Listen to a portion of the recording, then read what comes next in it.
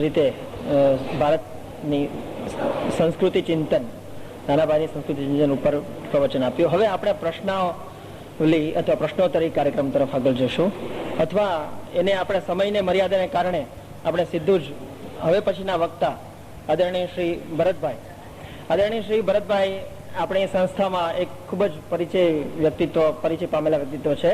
આપણી પ્રાર્થના અનુસંધાને આપણી પ્રવૃત્તિઓમાં પણ અવારનવાર કેમ્પસ ઉપર આવે છે. છતાં પણ અત્રે ઉપસ્થિત આમંત્રિત મહેમાનો અને અમુક વિદ્યાર્થી બહારથી આવેલા એમને ધ્યાનમાં રાખીને આપણે સહેજ એમનો પરિચય ગ્રામ દક્ષિણામૂર્તિ આંબલા, લોકભારતી સણોસરા, ગુજરાત વિદ્યાપીઠ અને સૌરાષ્ટ્ર યુનિવર્સિટી ભાવનગરમાં એમને અધ્યાપન કાર્ય પૂર્ણ કરી એમણે DBEd, લોકભારતી સ્નાતક, MA 3 વિષયમાં MA હિન્દી, ગુજરાતી અને ઇતિહાસમાં પદવીઓ પ્રાપ્ત કરી છે.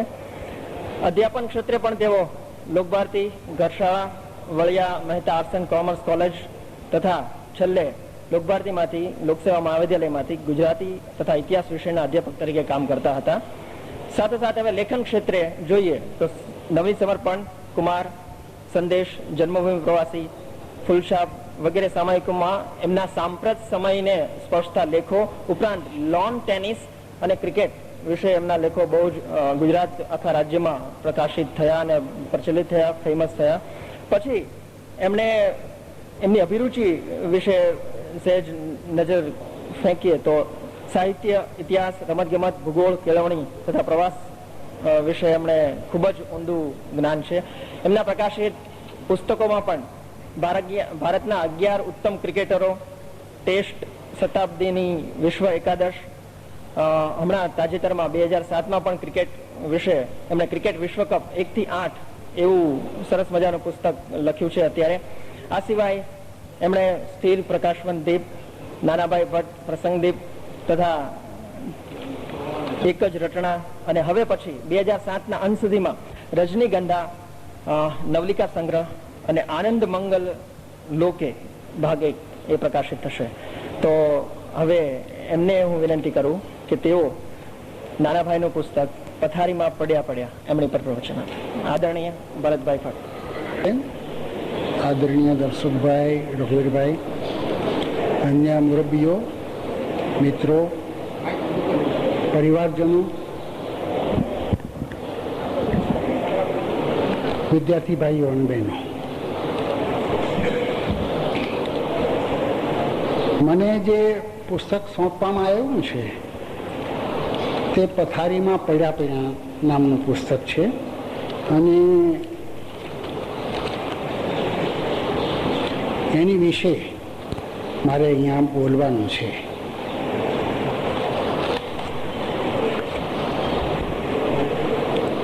આ પુસ્તક 147 પાનાનું છે, પણ એનો વિષય ગંભીર છે, સૂક્ષ્મ છે, ચિંતન પ્રધાન છે, વાનપ્રસ્થ અવસ્થામાં જલ્દી સમજાય એવો છે અને એ રીતે એ પુસ્તક વિશે વાત હું કરું છું ત્યારે આપણે સૌએ આ સમજણ અને તૈયારી રાખવી પડે. એ પુસ્તક વિશે હું મુખ્યત્વે 2 બાબતો ઉપર વાત કરવાનો છું. એક, તે એનો કન્ટેન્ટ શું છે, એની અંદર શું આવે છે, એનો વિષય શું છે, એનું વસ્તુ શું છે, અને બીજું એ વસ્તુ અને એને કારણે પુસ્તક, એની મહત્તા શું છે.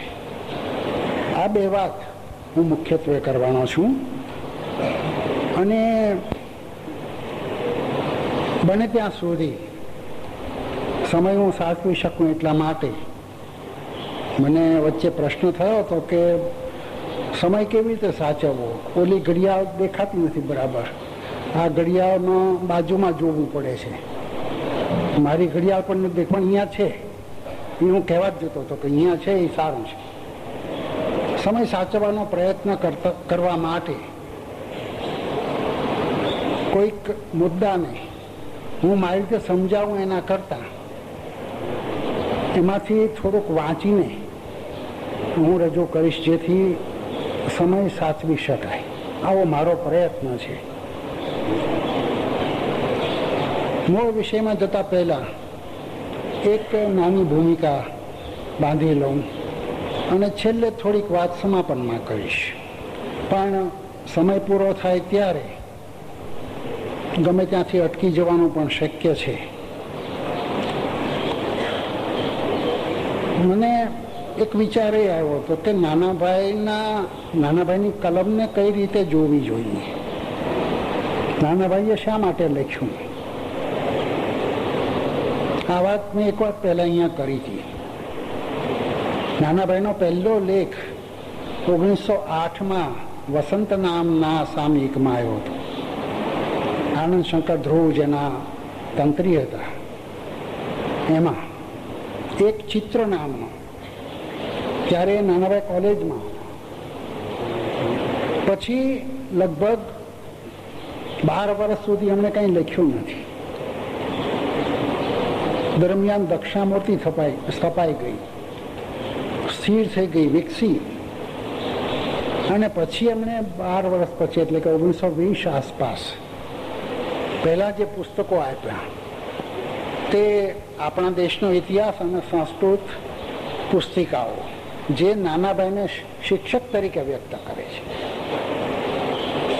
એટલે નાનાભાઈને બહુ કોલેજના સમયથી, હાઈસ્કૂલના સમયથી નહીં પણ કોલેજના સમયથી સાહિત્યમાં રસ હતો, સાહિત્ય વાંચનનો શોખ હતો. એ વિદ્યાવ્યાસંગી હતા અને ધીરે ધીરે એમનામાં સર્જન શક્તિ હતી. એ પણ પ્રતીત થતું ગયું. રઘુવીરભાઈએ કીધું તેમ કે રામાયણના પાત્રો અને મહાભારતના પાત્રો અને ઘડતરને ચણતર એ ઉત્કૃષ્ટ કક્ષાની સાહિત્ય કૃતિઓ ગણાય. હરીન્દ્ર દવેએ પણ એમ કહ્યું છે, ઉમાશંકરભાઈએ પણ એમ કહ્યું છે. એટલે સાહિત્ય રસ, સાહિત્ય સર્જનની ક્ષમતા અથવા તો સર્ગ શક્તિ, અને છતાં લખ્યું નથી. કેમ? એટલા માટે કે નાનાભાઈ મૂળે શિક્ષકનો જીવ હતા. એમણે લખ્યું છે અને કહ્યું છે, મનુભાઈએ લખ્યું છે ને, એમણે પેટલીકરને જવાબ આપતા કહ્યું છે કે હું 10-12 વર્ષનો હતો ત્યારે ઘરે નિશાળ ચલાવતો, આજુબાજુના છોકરાઓને ભેગા કરીને ભણાવતો. ધોરણ 1 એમ ધોરણ 1 થી 4 હતા એમના ઘરમાં. તો મૂળે શિક્ષક હતા અને આ એમના શિક્ષકત્વએ જ એમને લેખન તરફ વાળ્યા છે. આવું મારું તારણ છે. એટલે પોતાની કલમને એમણે પોતાની કેળવણીને અનુસરવાનું કીધું. હું કંઈક તારણ કાઢું છું. અને ઉમાશંકરભાઈએ સરસ કહ્યું છે કે નાનાભાઈએ પોતાનો સાહિત્ય રસ પોતાના શિક્ષક કેળવણીના રસમાં ભેળવી ઓગાળી દીધો. તો આટલી એમના સાહિત્ય તરફ વળવાના કારણ રૂપે આટલી વાત કર્યા પછી હું હવે મારા મૂળ વિષયમાં આવું છું. પથારીમાં પડ્યા. આ શીર્ષક એટલા માટે છે કે જૂન 1957માં મણાર સંસ્થામાં નાનાભાઈ પડી ગયા. એમના પગને, થાપાના હાડકાને એ ભાંગ્યું, કમ્પાઉન્ડ ફ્રેક્ચર થયું.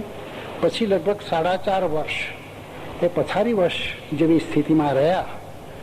એટલે ત્યારે એમની પાસેથી જે વાતો મેળવવામાં આવી એ વાતો આમાં છે. એટલે એને પથારીમાં પડ્યા એવું શીર્ષક આપવામાં આવ્યું છે. પુસ્તકમાં 39 પ્રશ્નો છે. 32 પ્રશ્નો છે સ્વામી આનંદના, 6 પ્રશ્નો છે વિષ્ણુભાઈ જ ભટ્ટના, યોગેશભાઈના બાપુજીના. 1 પ્રશ્ન છે પરમાનંદ કાપડિયાનો, ભાવનગરના બહુ જાણીતા એક ધર્મિષ્ઠ માણસ, નાનાભાઈના વિદ્યાર્થી. આવું આનું સ્વરૂપ છે. અને આની આવૃત્તિ આ પહેલા કેવળ 2 થઈ છે. એક 1961 નાના ભાઈના અવસાન પહેલા થોડાક વખતે, અને બીજી આવૃત્તિ 1990 થઈ છે. હું આવૃત્તિનો ઉલ્લેખ એટલા માટે કરું છું કે પહેલી આવૃત્તિ આવી છે સાદા પુસ્તક જેવી, બીજી આવૃત્તિ આવી છે એનું શીર્ષક જુદું છે, બે મરમીઓનો જીવન સંવાદ, એવું એનું પુસ્તક એ શીર્ષક છે. અને એની અંદર પથારીમાં પડ્યાના 39 પ્રશ્નો પુરવાર રૂપે છે. એમાં પ્રશ્નોની બ્રીફ પણ આપવામાં આવી છે અનુક્રમમાં, અને ઉત્તરાર્ધમાં નવલા દર્શનમાં સ્વામી આનંદે નાનાભાઈ વિશે એમની સાથે જે કંઈ ચર્ચા થઈ છે પત્રો દ્વારા, એની વિશે જે લખ્યું છે 9 પ્રકરણમાં, એ ઉત્તરાર્ધમાં છે. એટલે આમ બીજી આવૃત્તિ એ બે વસ્તુને સાંકળીને આવે છે, અને એનું શીર્ષક એ રીતે આવું છે. હવે પહેલા હું થોડીક વાત આની અંદરના વિષયોની કરીશ. તો પુસ્તકમાં 39માંથી 11 પ્રશ્નો છે તે ચરિત્રાત્મક પ્રશ્નો છે, નાનાભાઈના ચરિત્રને સીધા સ્પર્શતા પ્રશ્નો છે. 2-4 પ્રશ્નો વાંચું છું. આપની પ્રારંભિક વિચાર ગ્રંથિઓનું નિરસન અથવા શુદ્ધિકરણ ક્યારે થયું? બીજો પ્રશ્ન, આપને મહાન સત્યો પ્રતિ જીવંત આકર્ષણ ક્યારે થયું? ત્રીજો પ્રશ્ન, આપનામાં સ્વતંત્ર વિચારણાનો ઉદય ક્યારે થયો? તેનું પગેરું ક્યાં? તેની પ્રક્રિયા કઈ હતી? 4, આપ સામાજિક, રાજકીય વગેરે બાબતો અંગે ક્યારથી વિચાર કરવા લાગ્યા? 5, આપનામાં ભાગવત ગ્રંથનો અનુરાગ ક્યારે અને કયા નિમિત્તે થયો? આવા 11 પ્રશ્નો છે જે નાનાભાઈના જીવનને સીધા સ્પર્શે છે. એવા બીજા પ્રશ્નો જે છે જેને આપણે જીવન વિષયક, તત્વજ્ઞાન વિષયક, ધર્મ વિષયક કહી શકીએ, એવા થોડા પ્રશ્નો જ હું કેવળ તમારી પાસે રજૂ કરું છું. 1, જીવનમાં તૃપ્તિ તથા સંતોષ માટેની ચાવી કઈ? 2, જ્ઞાન, ભક્તિ અને કર્મ એ ત્રણેય વચ્ચેનો પરસ્પરનો સાચો સંબંધ કયો? 3, ઉપનિષદમાંની સૃષ્ટિ વિજ્ઞાન અંગેની વાતોમાં વજૂદ ખરું? 4, રામચંદ્ર તેમજ શ્રી કૃષ્ણના જીવન સાર્થક સફળ ગણાય? 5, ભાગવત ગ્રંથ તેમજ વ્યાસજીના જીવન દર્શન વિશે કંઈ કહેશો? 6, સભ્યતા અને સંસ્કૃતિના સાચા વિકાસનો માપદંડ શું હોઈ શકે?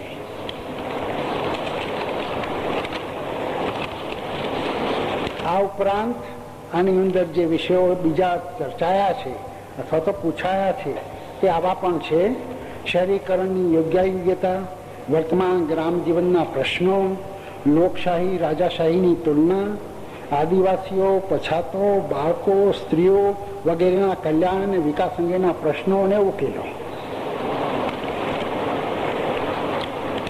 આ પ્રશ્નોની મેં ઝાંખી તમને આપી. એમાં પ્રાશ્નિકોનો ચોક્કસ હેતુ છે.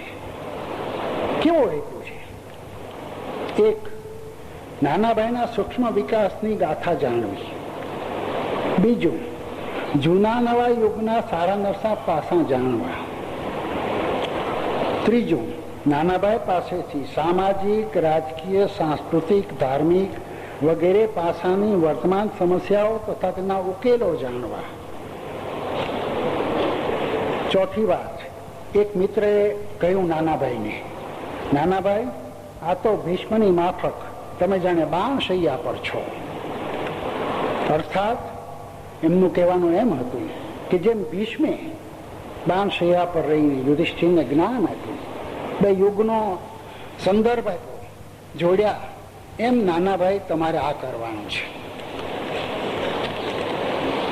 આ બધા હેતુઓ સાથે નાનાભાઈ પાસે આ પ્રશ્નો ગયા હતા અને આ સંદર્ભમાં મુખ્ય પ્રાશ્નિક સ્વામી દાદાનું વિધાન આપણે જાણવું જોઈએ.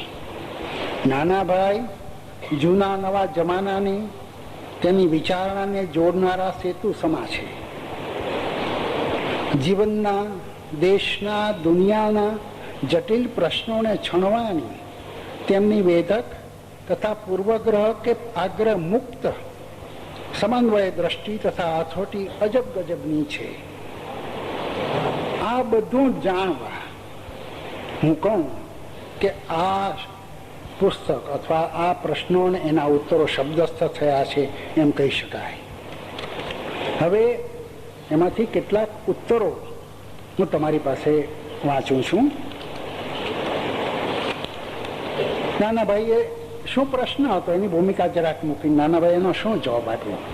પ્રશ્ન પહેલો પરમાનંદ કાપડિયાનો છે, જે એક જ પ્રશ્ન એમણે પૂછ્યો છે. એ પ્રશ્ન છે, આપની પ્રારંભિક વિચાર ગ્રંથિઓનું નિરસન શુદ્ધિકરણ કઈ રીતે થયું? ચરિત્રાત્મક પ્રશ્નોમાં પહેલો છે, સૌથી મોટો છે. એનો જવાબ 20 પેજમાં નાનાભાઈ આપે છે અને શરૂઆતમાં કહે છે કે આનો ઉત્તર દેવો તે મારે માટે મહાભારત કામ છે. પછી કહે છે ઉત્તરના અંતમાં લગભગ 17 કે 18 પેજે, સનાતન ધર્મની આ છાયાઓ મને વારસામાં મળી અને એ છાયાઓની ભીતરમાં સનાતન ધર્મનું જે હાડ પડેલું મને દેખાયું તે સમજીને, પારખીને અને જીવનમાં ઉતારવાનો પ્રયત્ન કરીને એ હાડ ઉપર ચડી ગયેલા જાળાને ભેદવાનો મેં મનોરથ સેવ્યો.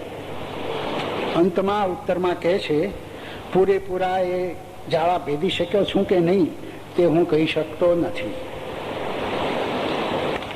આ પહેલા અને મહત્વના અને દીર્ઘ પ્રશ્નના અનુસંધાને એમણે આપેલો જવાબ છે.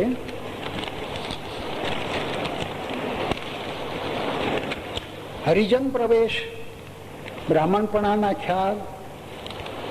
હા, પ્રશ્ન 7ના ઉત્તરમાં આપડછેટ, જ્ઞાતિગત વાડાબંધી ને ભાણાંતર સંદર્ભે કહે છે એમને પોતાને જ અનુભવ થઈ ગયો હતો.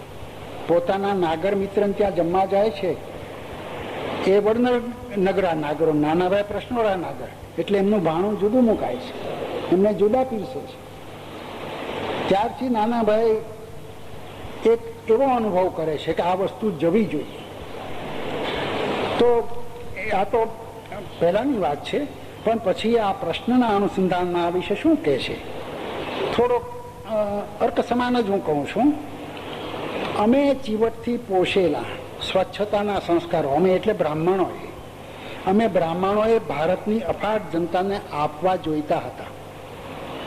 હું મારા ઘરને ગમે એટલું સ્વચ્છ રાખું, પરંતુ મારા પડોશીનું ઘર પણ એટલું સ્વચ્છ ન રહે તો મારો એ સ્વચ્છતાનો આગ્રહ મૂઢ આગ્રહ ગણાય. હરિજન પ્રવેશ અને બ્રાહ્મણપણાના ખ્યાલ અંગેના પ્રશ્નમાં કહે છે, 9મા પ્રશ્નમાં, આંબલામાં એ આવ્યા છે ભાવનગરથી. પછી 5 એવા જુદી જુદી જ્ઞાતિના, નીચલી જ્ઞાતિના કહેવાતી નીચલી જ્ઞાતિના છોકરાઓ ભણવા આવ્યા છે. એને ભણાવે છે મુકમ કરોતી વાચાલમ, એટલે પેલા છોકરા બોલે છે મુકમ કરોતી વાસાલમ. નાનાભાઈ ચોંકે છે પેલા, પછી સુધરાવે છે, નિષ્ફળ જાય છે, એટલે કહે છે કે મને એક પાઠ મળ્યો. પછી શું કહે છે એના અનુસંધાને,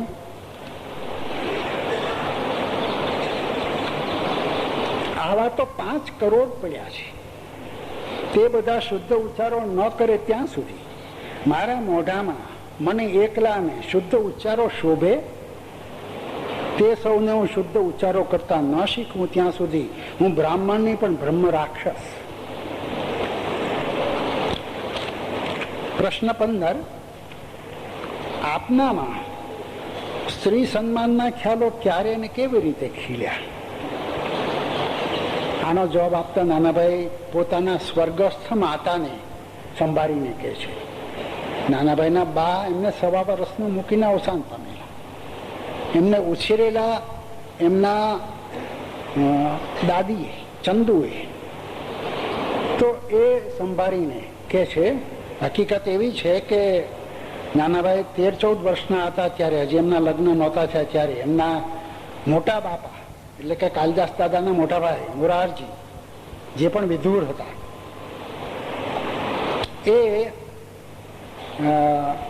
એને ચંદુને કહે છે કે આદિ એટલે કે નાનાભાઈના બા અને આ બોલનારના મોરારજીના નાનાભાઈના પત્ની સ્વર્ગસ્થ, એણે એમ કે પોતાની બહેનપણી સંતોકની દીકરી સાથે નથુભટ્ટનું નક્કી કર્યું છે, એમાં મિનમેક થવો જોઈએ નહીં. આ અનુસંધાને નાનાભાઈ કહે છે કે મારા માટે મારી બા તરફનું આખરી ટ્રસ્ટ ડીડ હતું. મારા લગ્ન થયા ત્યારે શિવને, પોતાના પહેલા પત્નીને, મેં મારી બાની આખરી ભેટ તરીકે સ્વીકારી. એ ભેટને અપવિત્ર કરતા મારો જીવ ડૂબાતો હતો. પ્રશ્ન 20. રામે તથા કૃષ્ણે ધર્મ સંસ્થાપના કઈ રીતે કરી કહેવાય તે સમજાવશો? સ્વામીજીનો પ્રશ્ન છે ને. એમનું કહેવાનું એમ છે, એમણે સાધુઓને રક્ષા, દુષ્ટોને હણ્યા એ બરાબર, પણ ધર્મ સંસ્થાપન કર્યું લાગતું નથી. એના જવાબમાં નાનાભાઈ કહે છે, ધર્મ સંસ્થાપન એટલે શું? સમાજમાં જે મૂલ્યાંકનો ઉપયોગિતાને લીધે કે બીજા કોઈ કારણસર પ્રચલિત થયા હોય, પણ જે મૂલ્યાંકનો સડી ગયા હોય ને છતાં મૂળ નાખીને પડ્યા હોય, તેને ઉખેડી નાખી તેને સ્થળે જીવતા નવા મૂલ્યોની સ્થાપના કરવી, તે ધર્મ સંસ્થાપના.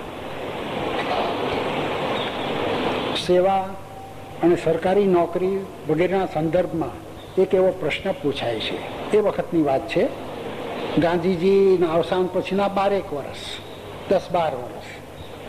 એટલે એમ કે ગાંધીજીના ક્ષેત્રમાં પડેલા નઈ તાલીમમાં હોય, સર્વોદયમાં હોય, રચનાત્મક કાર્યક્રમોમાં હોય, એવા બધા કાર્યકરોના છોકરાનો પ્રશ્ન છે. એવો એક પ્રશ્ન છે. એમને એમાં પૂછાય છે, ના સેવા નોકરીમાં કહે છે, કામના સંદર્ભમાં કહે છે, સરકારી નોકરી અને સાદું સેવા એની વચ્ચે શું ફેર છે? તો સમજાવે છે, આજે જીવનનું નાનામાં નાનું કામ ભગવાનના ચરણમાં અર્પણ કરવાનો મારી સંધ્યાનો મૂળ સંકલ્પ, તેના નવા અવતારમાં જીવવા હું મથી રહ્યો છું. એટલે મારે મોટા સંમેલનમાં પ્રવચન આપવું, સવારમાં ધ્યાન ધરવું કે સંસ્થાના કોઠારમાં દાણા સાફ કરવા, આ બધા કાર્યોનું ભૌતિક મૂલ્ય ભલે જુદું હોય, તેનું આધ્યાત્મિક મૂલ્ય એક જ છે.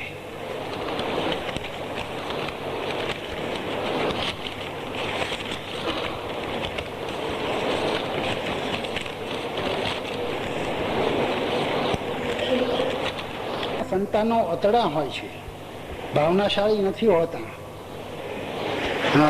અભિમાની હોય છે, વિરોધી થઈ જાય છે ક્યારેક. આવો જે પ્રશ્ન એક છે 31મો, એના જવાબમાં કહે છે કે આવા કામો આવી પડે છે ત્યારે આપણે તે લઈએ છીએ, પરંતુ તે માટેની પૂરી આંતરદ્રષ્ટિ હજી વિકસી નથી હોતી. બહારની આટલ જોરદાર હોવાથી તે માટે આપણે થોભી શકતા નથી. પરિણામે આપણું સેવા જીવન બસુરું બની જાય છે. આમાં કુટુંબ જોડાય ત્યારે વધુ બસુરું બને છે. આવા બસુરા જીવનની અસર બાળકો પર કેવી પડે? અને કહે છે, ઉપરાંત આપણે ભાવનાશાળી એટલે આપણે બાળકોએ પણ તેવા જ બનવું, તે વાત યથાર્થ નથી. બાળકો લાંબો ભૂતકાળ લઈને આવે છે. તેમનો કાળ પાકશે ત્યારે તે ભાવનાશાળી બનશે તેવી શ્રદ્ધા રાખવી જોઈએ. અને આગળ કહે છે કે તમારી જો ભાવના ચોખ્ખી નહીં હોય, પ્રામાણિક નહીં હોય તો તમને અશ્રદ્ધા જ આપશે. આવી કેટલીક વાતો એમાંથી મેં તમારી પાસે મૂકી એક નમૂના રૂપે. આ પુસ્તકની વિશેષતા મને કઈ લાગી છે, એક તો મને એ લાગ્યું છે કે આમાં નમ્રતા છે, નિખાલસતા છે, આશાવાદ છે, ધૈર્ય છે, ઔદાર્ય છે, સ્વપરીક્ષણ, આ બધું છે. બીજું મને લાગ્યું છે કે વિચાર તેમજ વિકાસ પરિવર્તન અંગે મર્યાદાના સ્વીકાર સાથે સોપાનબદ્ધ અને સ્પષ્ટ ચિતાર મળે છે. ત્રીજી વાત મને એ લાગી છે કે વિચારો, પાસાઓ કે ક્ષેત્રો કે પ્રાપ્તિ કે માન્યતા વગેરે સંદર્ભે સ્વ તથા સર્વ વચ્ચેનો વિવેક એમણે સાચવ્યો છે. પોતાની માન્યતા અને બીજાની માન્યતા. ચોથી બાબત મને એ લાગી છે કે આમાં એક પ્રકારની બહુશ્રુતતા પણ આપણને દેખાય છે. વેદોનો, શાસ્ત્રોનો, વિજ્ઞાનનો, ઇતિહાસનો, માનસશાસ્ત્રનો વગેરેના પ્રમાણભૂત ઉપકારક એવા ઉપયોગી સંદર્ભો આપેલા છે. સાથે જ ઉદાહરણો છે, સંસ્કૃત શ્લોકો છે, વ્યવહારુ દ્રષ્ટાંતો છે કે કથાઓનો યોગ્ય ઉપયોગ થાય એવી પણ રજૂઆત છે. મને એમ લાગે છે કે અઘરો, ગંભીર આ વિષય સચોટ તથા સરળ રીતે મુકાયો છે. પણ હું આ બધા વાત કરું એના કરતા નાનાભાઈના પુસ્તકોમાં આ પુસ્તક કઈ રીતે જુદું પડે છે એ, અને બીજાઓ આ પુસ્તક વિશે શું કહે છે એ હું ટૂંકમાં કહું. નાનાભાઈના બીજા પુસ્તક કરતા આ વિશેષ મને જુદું એ રીતે લાગે છે કે આમાં જીવન વિશેની કેટલીક દુર્લભ વાતો આવે છે જે એમણે ઘડતરને ચણતરમાં પણ નથી લખી. બીજું, એમની વિચાર યાત્રા અને વિચારિક પક્વતા અથવા તો વિકાસ કઈ રીતે થયો એમણે ઘડતરને ચણતરમાં નથી લખ્યું. અહીંયા એની ગહેરાઈ, એની વ્યાપકતા, એમાં આવેલો હિચકિચાટ એ બધાનો એમણે ચિતાર આપ્યો છે. મને એમ લાગે છે કે નાનાભાઈના પુસ્તકોમાં વિષયની ઊંડાઈ, વિચારોની ગહેરાઈ, ચારિત્રિક સૂચિતતા અને ભાષાકીય સજ્જતા થકી આ પુસ્તક નાનું છે પણ મહાન પુસ્તક છે એમ આપણે કહેવું જોઈએ. ધર્મ, તત્વજ્ઞાન, જીવન વગેરેના સૂક્ષ્મ અને પાયાના મુદ્દાઓને સ્પર્શતું પુસ્તક છે અને એ રીતે પ્રેરણારૂપ બને એવું પુસ્તક છે. છેલ્લે હું થોડાક આ પુસ્તક વિશેના અભિપ્રાયો મૂકીશ. 1990માં આની બીજી આવૃત્તિ બહાર પડી ત્યારે સમકાલીનમાં મુંબઈથી સૈનિક શ્રોફે લખેલું આ ગીતા તથા શ્રીમદ ભાગવતની કક્ષાનો ગ્રંથ છે. આવું જ મંતવ્ય તે ગાળામાં ગુજરાત સમાચારમાં તેના મુખ્ય સંવાદદાતા શ્રી તુલસીદાસે પણ આપેલું. હવે સ્વામી આનંદ કહે છે એમના દેહને ઘડપણ લાગ્યું છે પણ એમના મન, મગજ કે વિચાર શક્તિને મુદ્દલ ઘડપણ આવ્યું નથી, બલકે એમની વિચારણાઓમાં મળી આવતી તાજગી, ઔદાર્ય અને ઊંડાણો જિજ્ઞાસુને હેરત પમાડે તેવા છે. સ્વામી આનંદ જ આગળ કહે છે પોતાના મંતવ્યોની રજૂઆતમાં કે જૂની વિચારણાઓના અર્થઘટનમાં એમની નિખાલસ પ્રામાણિકતા અને તાલાવેલી આપણને ભારોભાર સ્પર્શે છે ને વિંધે છે. સ્વામી આનંદ કહે છે આ ચર્ચા વિચારણામાં વચ્ચે વચ્ચે મુરબ્બી નાનાભાઈના જીવન પંથના ચઢાણ ઉતરાણ અને દર્શનનું ચરિત્રાત્મક કથાનક પરોવાયેલું છે, જેમાંથી આપણને એમના અસાધારણ આંતરિક વિકાસ અને જીવન દર્શનના પગેરા મળે છે. મનુભાઈ લખે છે વાંચનારાઓ આ પુસ્તકમાં ડગલે ડગલે જોશે કે એમનો પગ ભાંગ્યો છે પણ એમની બુદ્ધિ, એમની હિંમત, એમનું હૈયું, એમની તટસ્થતા, એમનું આત્મનિરીક્ષણ ક્યાંય ભાંગ્યા નથી. મનુભાઈ લખે છે મૃત્યુની સન્નિધિમાં પણ એમને જીવનની તાજગીનો અનુભવ થયા કરે છે. વિશેષતા એ છે કે જે કામ થયું છે તેનો તેમને ગર્વ નથી ને નથી થયું તેનો અફસોસ, હાયવરા કે બળતરા નથી. તેઓ પોતાની ભૂલો વર્ણવે છે, પણ તે ભૂલો તે કાળે ને તે સ્થાને જીવતરના ઘડતરમાં કંઈક ફાળો આપી ગઈ છે તેમ તેઓ સમજે છે. આમ હોવાથી જીવનની ખામી અને ખૂબીઓ બંનેમાં રહેલી યથાર્થતા તેઓએ જોઈ છે અને બંનેને તેઓ પોતાનો અર્ઘ્ય આપી શક્યા છે. આ વાત આત્મવૃત્તાંત કહેનાર માટે ભારે વિરલ અને વિલક્ષણ છે. અંતમાં મારે એટલું કહેવાનું કે આમ તો પહેલેથી લખ્યું છે ને એ સમજણ છે કે આવા લેખો એવી રીતે લખવા જોઈએ કે તમે એ પુસ્તકનો ઉઘાડ આપી શકો. પણ મને અહીંયા પ્રશ્ન થાય છે કે એ આ પુસ્તકનો ઉઘાડ આપવાનો મારા માટે શક્ય છે અને જરૂરી છે, કારણ કે આમાં મનુભાઈની પ્રસ્તાવના છે હિન્દુ ધર્મની ઉત્તમ પેદાશ. સ્વામી આનંદના બે બોલ છે. જન્મભૂમિ પ્રવાસીમાં 1961માં કૃષ્ણવીર દીક્ષિતે કલમ અને કિતાબ કોલમમાં આ વિશે, આ પુસ્તક વિશે લખ્યું છે. એ લેખ છે અને નાનાભાઈનો પોતાનો લેખ છે વિષય પ્રવેશ.